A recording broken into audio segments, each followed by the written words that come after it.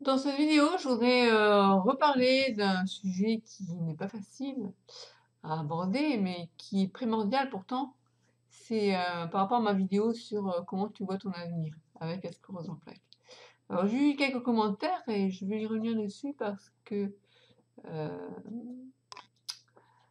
comment dire, alors c'est les personnes qui m'ont répondu m'ont dit finalement, c'était quand j'ai lu ce matin, ça donne pas trop, comment dire, ça donne pas trop le moral forcément, hein. Donc à Isabelle qui m'a répondu, qu'elle est seule avec un adolescent qui souffre d'un syndrome de fatigue chronique et que, c'est pas tous les jours facile de garder le moral et qu'en plus elle a un logement inadapté. Alors c'est vrai que le logement, enfin, comment dire? Bah, j'ai toujours dit que la maladie c'est difficile. D'avoir une maladie chronique, quelle qu'elle soit, c'est difficile. Mais encore plus quand on n'a pas les moyens financiers ou pas, et également pas l'entourage qui va nous aider, nous soutenir. Si on n'a pas de soutien de la famille, si on n'a pas d'aide pour, enfin d'aide, comment dire? Eh bien, en fait, quand on souffre d'une maladie chronique qui est invalidante, telle que la sclérose en plaques, on se retrouve à devoir souvent, soit, comme moi, n'avoir pas pu travailler, soit devoir réduire son temps de travail, c'est-à-dire qu'on va passer en mi-temps thérapeutique, ou bien carrément arrêter. Donc, ça veut dire aussi une perte financière. Donc, quand on souffre d'une maladie chronique qui provoque des handicaps, on a de plus en plus besoin d'aide technique, ne serait-ce par exemple fauteuil roulant, ou d'aide humaine telle que les aides de vie. Et on se retrouve finalement dans une dépendance qui va être un signe aussi de perte d'autonomie. Donc on ne peut plus faire ce qu'on pouvait faire avant quand on était valide. Et pour peu qu'on n'ait pas les moyens de, comment dire, que les mois deviennent encore plus difficiles du fait de notre inactivité, et qu'en plus on n'a pas l'entourage qui nous aide, eh bien on est vraiment dans la merde. Et s'ajoute à ça, souvent c'est une maladie qui atteint quand même principalement des personnes assez jeunes, soit des femmes entre 20, on dit souvent les femmes plutôt de 20 à 40 ans. Il se trouve qu'il y a les hommes aussi qui sont atteints. Et on a différentes formes, on a des formes qui peuvent être presque bénignes, hein, en sachant que moi, on m'a diagnostiqué une forme bénigne qui, au fil du temps, est devenue secondairement progressive. Donc, il faut, voilà, on a différents types de sclérose en plaques. Même au sein de ces deux types, donc progressif ou avec poussée, on vit chacun différemment notre sclérose en plaques. Et même s'il y a des cas qui peuvent amener à ce qu'on appelle vivre une vie normale, sans trop de handicap, eh bien, que fait-on des personnes qui, elles, n'ont pas, j'allais dire cette chance, ouais, enfin, qui ont une maladie qui va évoluer avec le temps, même si, bon, moi, j'ai pas une forme à évolution rapide, elle évolue quand même. Et maintenant, j'envisage, d'ici 1 ou 2 ans, fauteuil roulant en permanence. Donc, comment on vit ça? Moralement, c'est difficile. Et puis, bah, forcément, donc, il y a d'autres personnes, je pense donc à Jérémy qui m'a dit, la réponse est claire, dans mon cas, pas d'avenir. Bientôt, je ne marcherai plus, je ne travaille plus, je suis seule. Le seul avenir que j'entrevois, c'est d'aller en Suisse ou en Belgique pour en finir dignement. Donc, je lui demande qu'est-ce qui pourrait permettre de retrouver l'envie de vivre, hormis la guérison. Bien, ben c'est ça le problème, je ne vois pas ce qui pourrait changer. Je n'ai plus envie de souffrir, sans la moindre chance de voir un jour ce qu'est une vie normale.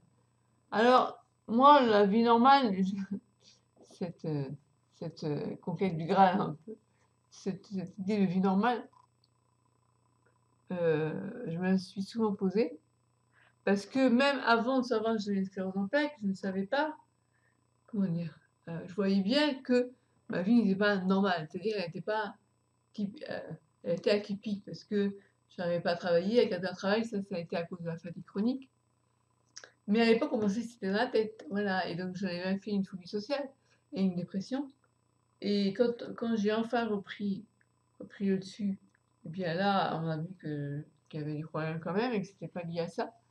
Et donc quand on a enfin diagnostiqué la maladie, c'était trop tard pour y faire face avec des médicaments et donc on a mis sous traitement de fond et pour autant, j'étais passée en mode secondairement progressif et bien, quand on m'a diagnostiqué la maladie, on m'a dit que c'était une cèpe bénigne puisqu'on a dit: «Ouais, ça fait depuis plus de 20 ans qu'elle a cette maladie, elle est encore debout, cèpe bénigne, évolution lente».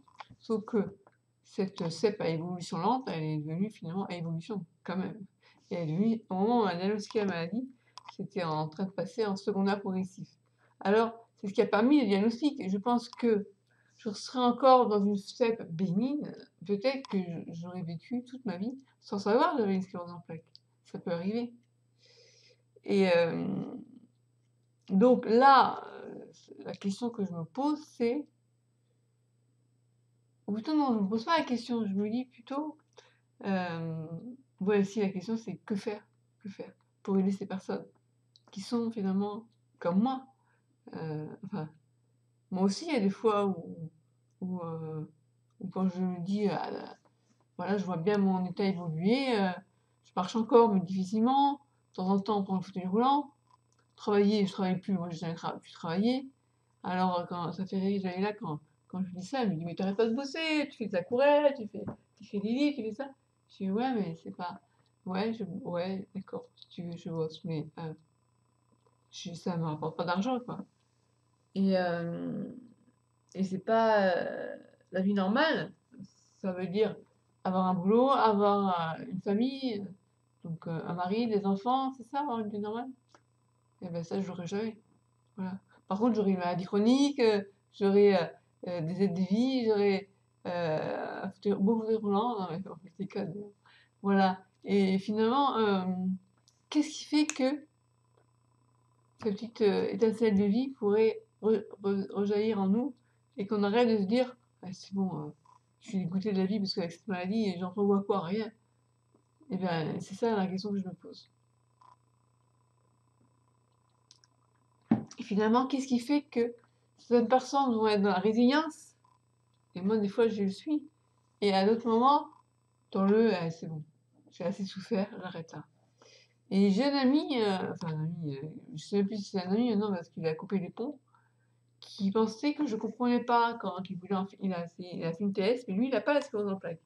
Il a pas de problème, officiellement il a pas, voilà, il a pas de maladie chronique. Et pour autant, la vie a fait que, il en a marre. Il veut plus en fait, il avait comment dire? Il a des projets, enfin, ce qui lui manque le plus, c'est d'être avec quelqu'un. Et cette solitude le mit à tel point qu'il a voulu en finir. Et il me disait: «Tu comprends pas». Et je dis: «Bien sûr que je comprends, mais j'allais lui faire quoi?» «Ouais, c'est ça, tu as raison, allez, on va prendre un billet à 2 places pour aller en Suisse se faire euthanasier, quoi». Je dis: «Non, forcément», j'ai essayé de le pousser en lui disant: «Mais si, mais» et non, il veut plus du tout, comment dire? Donc il a coupé les ponts parce qu'il veut pas que je l'aide, en fait, à comme si finalement, il voulait s'enfoncer dans sa douleur et ça, c'est difficile, ça m'a été difficile pendant un temps, puis à un moment donné, je me suis dit: «Bon». Faut que j'accepte, voilà, faut que j'accepte. Mais quand je lis, des gens qui disent: «Ben voilà, rien va pouvoir changer donc pour ne plus souffrir, bah, au final, autant que je crève, quoi». Et ça forcément ça nous renvoie à nous-mêmes, cette questionnement, de dire à quel moment je vais me dire moi aussi je m'en vais. D'ailleurs à cette personne je lui avais dit: «Tu me promets qu'un jour, si j'ai besoin, tu m'amèneras en Suisse pour en finir?» Si un jour je suis vraiment tellement dans un état grabataire que je veux plus. Parce que je me disais: «Qui c'est qui va faire ça? Personne». Il m'avait dit: «Oui». Bon, maintenant je sais que je peux pas compter sur lui. Mais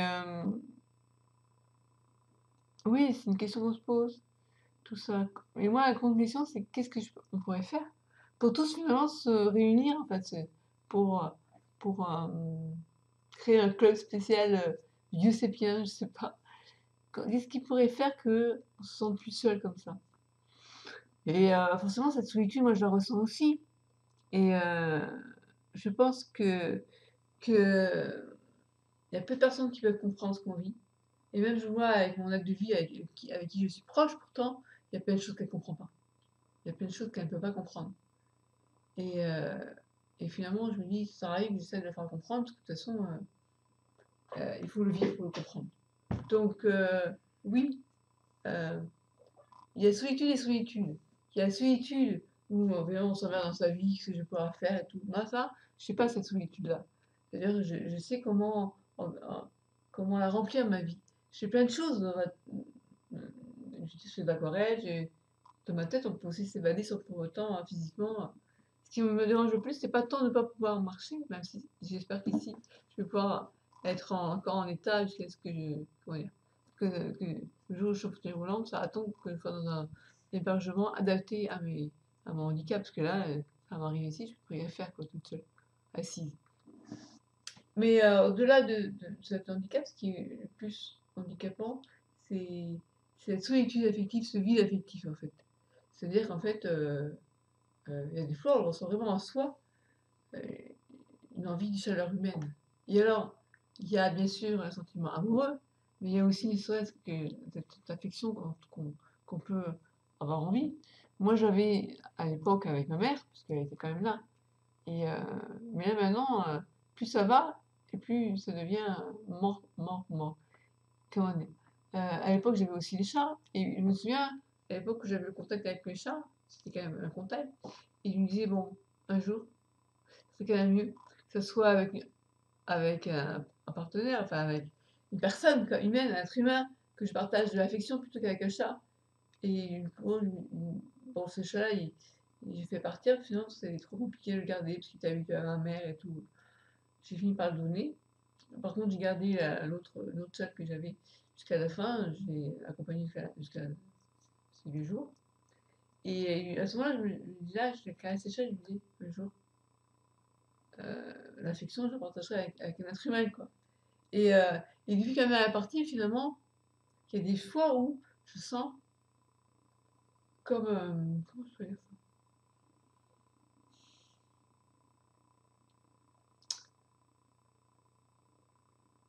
Comme, ah, ça veut dire ça.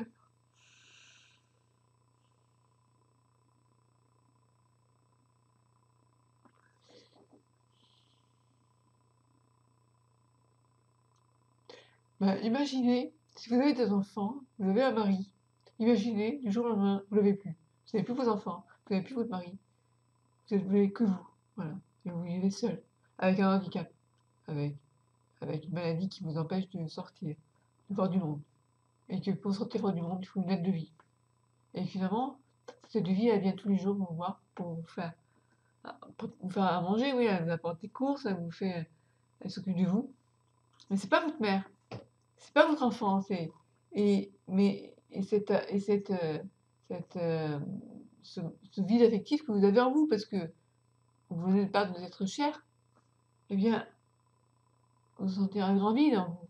Comment le combler entre guillemets ce vide?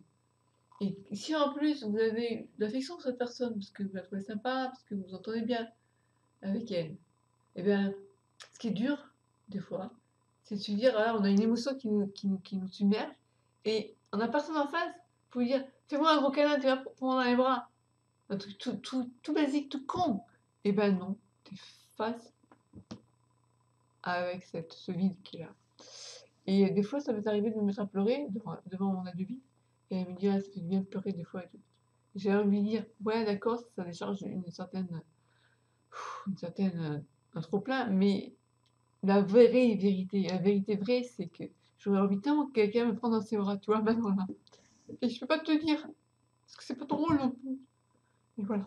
Et ça, c'est un truc, je suis sûre, Jérémie, Isabelle, bah, peut-être pas Isabelle, elle a son enfant, mais on va tous ressentir un jour quand on a une maladie chronique qui nous isole. Alors bon, j'ai rêvé pour une émotion. Et là, je l'accepte de plus en plus, ce vide en moi. Et ça, je suis pas quelqu'un qui est dépendant affectif, parce que si j'étais dépendant affectif, je me serais cassé des pieds d'âme lurette avec quelqu'un qui m'aurait pas forcément correspondu, mais qui m'aurait comblé ce manque, tu vois. Moi, j'ai été plus forte que ça. J'ai vécu avec ce manque. Et ce manque, pour tout vous dire, il y a depuis très longtemps, depuis que je suis toute petite. Déjà, toute petite, ma mère me disait, t'en demandes trop, Christelle. Puis à un moment donné, j'ai compris que non, maman, je sais pas, j'en demande trop. Comment tu peux dire ça à un enfant? C'est toi qui peux pas donner plus. Et ça, je l'ai compris au fil de mes psychothérapies. Et malgré tout, bah, même si je comprends ça, bah, je suis avec mon vide. Et ce vide, bah, il est toujours là, il sera toujours là, quelque part. Et là, je me suis dit, bah tiens, je vais en parler en vidéo. Voilà. Bah non, je ne me suis même pas dit que je vais en parler, je savais pas du tout comment ça allait venir, mais voilà. Donc là, c'est une vidéo vraiment qui vous parle de manière euh, très intimiste, parce que c'est pas évident de dire tout ça, quoi. Voilà. Et, et, qui ose dire à,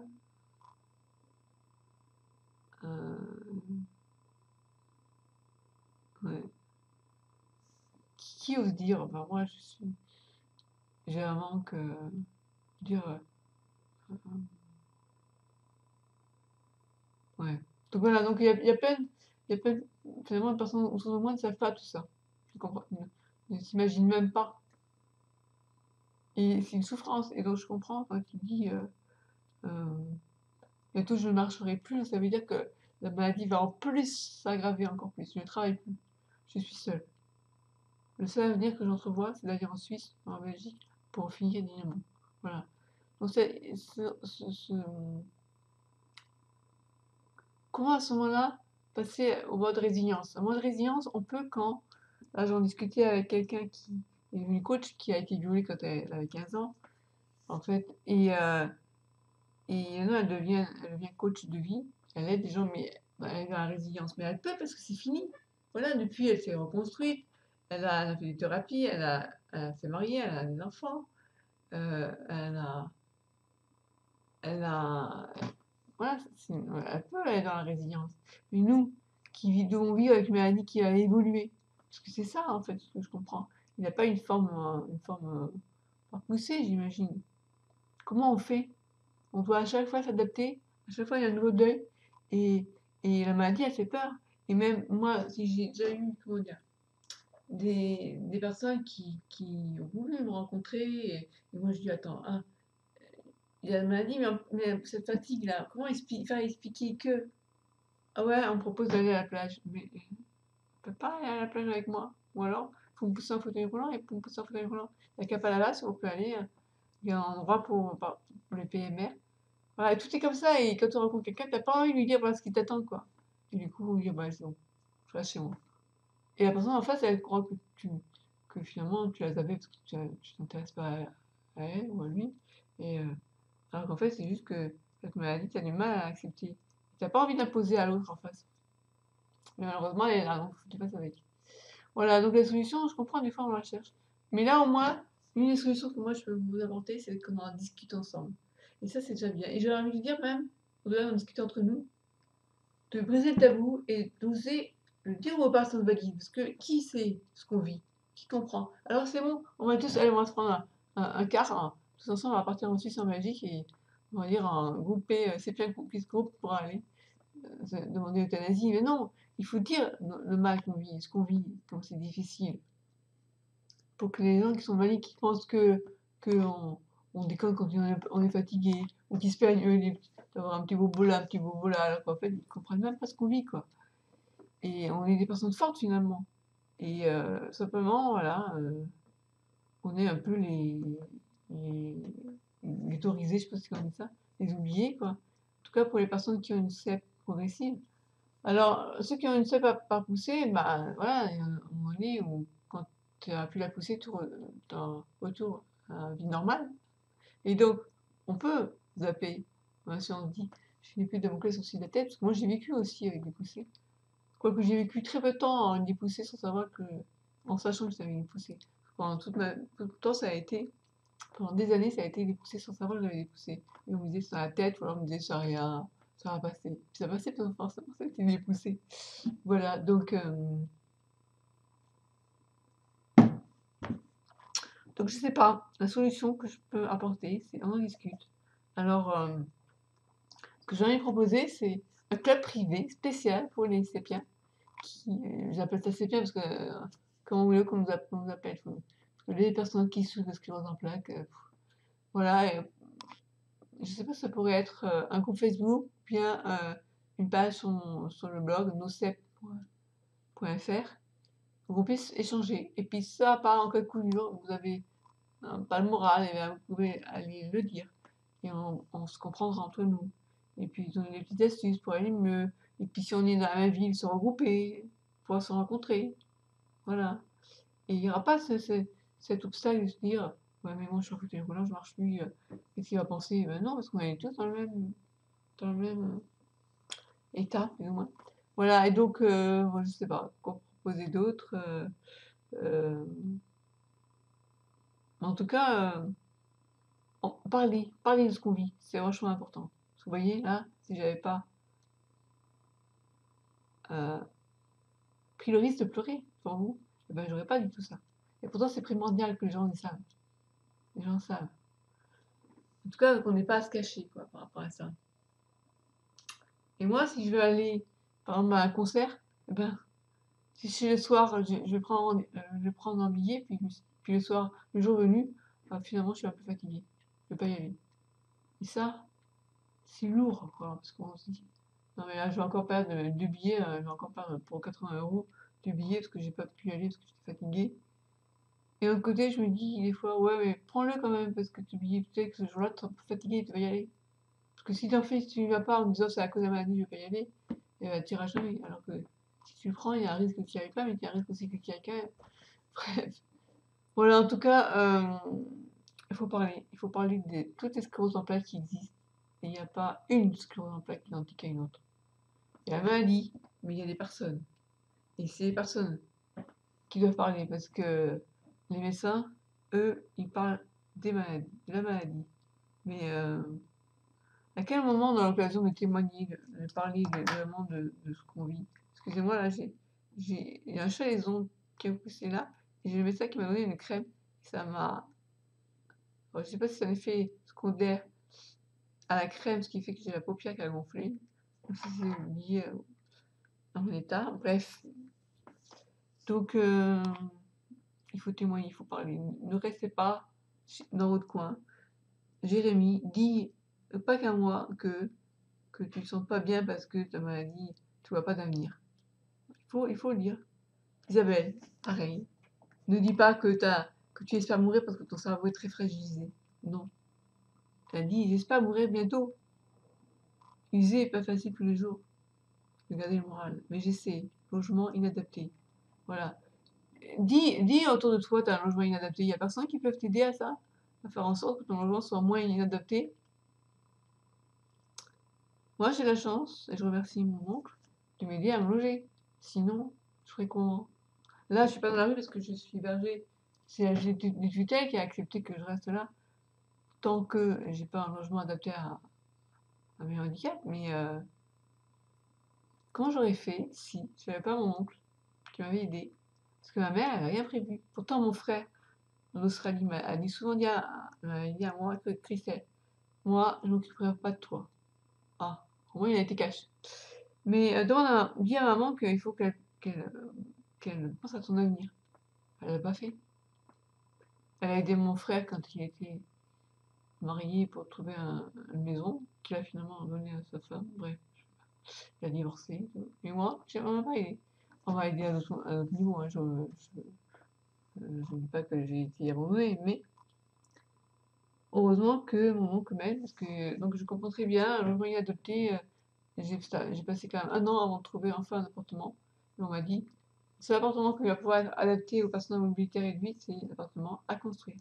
Voilà et tous ceux qui sont déjà construits, il y a rien donc un logement d'occasion, il y a rien. Donc j'ai l'impression vraiment il y a un vide, déjà il y a tellement à faire pour aider les personnes qui ont un handicap et nous on a un handicap et c'est pas de naissance et c'est pas un accident, c'est une maladie et bref. Voilà, je vais m'arrêter là, n'hésitez pas à me faire un retour, dites-moi ce que vous en pensez. Cette idée de créer un entre guillemets «un club» pour pouvoir échanger, parler, pas rester chacun dans son coin. Parce que je trouve ça vraiment moche de se dire, on va pas enfin bref. On est déjà 3 à vouloir partir en Suisse, en Belgique, ça craint, hein. Alors je sais pas qu'est-ce qu'il avait proposé qui était pour l'euthanasie? J'avais vu, mais bon, la solution c'est pas ça, hein. Bah non, la solution c'est nous aider. Parce que finalement, si on avait, la vie qui était facile, où on facilite la vie pour les personnes handicapées, on aurait moins, je veux dire, on doit pas être les seuls à pas voir le bout du tunnel. Mais si on était mieux, sentait mieux acceptés par les personnes valides dans cette société, peut-être qu'on aurait moins envie de partir en Suisse ou en Belgique. Voilà. Bref, allez, dites-moi ce que vous en pensez et à bientôt.